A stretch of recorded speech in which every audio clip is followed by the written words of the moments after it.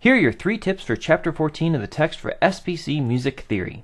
Tip 1. The cadential 6/4 chord is really an event involving 2 different chords. This is discussed at the start of this chapter.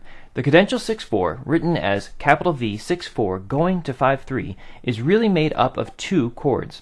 The first is a 1 chord in second inversion, and the second chord is the 5 chord in root position. Both chords share the same bass note, and the other notes of the first chord resolve down by step.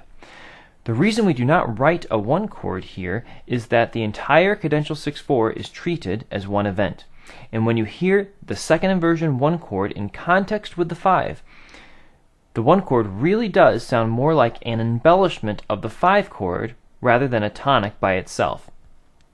At the very bottom of page 278, the very last sentence, the book briefly alludes to the old way of writing the cadential 6/4 analysis that some textbooks still use, and it defends this more modern way used throughout the rest of the book. Tip 2. Be able to identify the characteristics of a neighboring or pedal 6/4, the arpeggiating 6/4, and the passing 6/4. Read pages 281 to 288 carefully and be able to define and recognize the other types of 6/4 chords. Realize that the neighboring 6/4 and pedal 6/4 are 2 names for the same thing. And realize that not every type of 6/4 involving arpeggios is an arpeggiating 6/4 chord. Tip 3. Learn how the 4 chord, the 5 chord, and the 6 chord can be part of tonic expansions.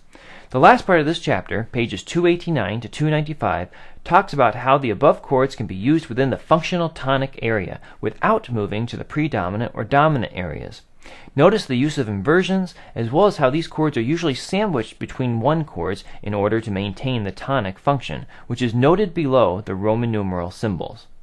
Remember, these videos are a supplement to the reading and do not replace the required reading you should do and the engaged thinking you should do throughout the workbook exercises.